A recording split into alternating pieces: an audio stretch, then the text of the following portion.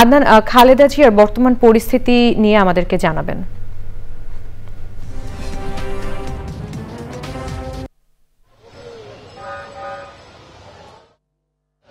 মৃত্তিকা জানেন যে বিএনপির চেয়ারপারসন এবং সাবেক প্রধানমন্ত্রী বেগম খালেদা জিয়া অসুস্থ হয়ে রাজধানীর এবার কেয়ার হাসপাতালে ভর্তি রয়েছেন গত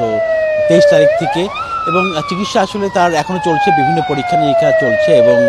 সিসিউসি তিনি এখনো রয়েছেন এবং নিবিড় পর্যবেক্ষণ রয়েছেন। এবং আরেকটি বিষয় আপনারা জানেন যে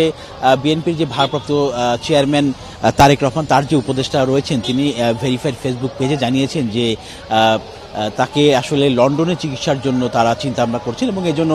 এয়ার অ্যাম্বুলেন্সও প্রস্তুত রাখার জন্য উদ্যোগ নেওয়া হয়েছে। এবং এখন আসলে যে বিষয়টি, যে প্রশ্ন আসলে যদি এয়ার অ্যাম্বুলেন্সও প্রস্তুত থাকে তাহলে তাকে কখন নেওয়া হবে, সেই প্রশ্নের উত্তরটা আসলে হচ্ছে যে যেহেতু বেগম জিয়ার শারীরিক অবস্থা আসলে এখনও ঠিক উন্নতি বলতে দেশের বাইরে নিয়ে যাওয়ার জন্য যে একটা ধকল, অর্থাৎ উনি যে এয়ার অ্যাম্বুলেন্সে যাবেন সেখানেও কিন্তু একটা ধকলের বিষয় আছে, অর্থাৎ সেখানেও সময় সাপেক্ষ ব্যাপার, অনেকটা সময় তাকে দিতে হবে। তো সেই একটা অবস্থায় যখন উনি আসবেন তখনই আসলে কিন্তু আসলে শারীরিক অবস্থার আর একটু কিছুটা উন্নতি হলে এবং এবারকের হাসপাতালে যারা দেশি বিদেশি চিকিৎসক রয়েছেন সে মেডিকেল বোর্ড যখন গ্রিন সিগন্যাল দেবেন এবং তখনই কিন্তু তাকে নেওয়া সম্ভব হবে। এবং এর পাশাপাশি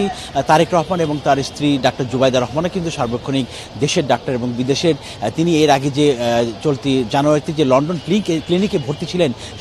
সেখানেও যোগাযোগ করছেন সেখানে নেওয়া যায় কিনা। তবে সেখানটায় নেওয়ারই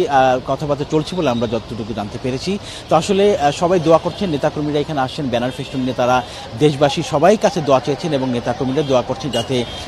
তিনি দ্রুত সুস্থ হয়ে আবার সবার মাঝে আসেন এবং দেশের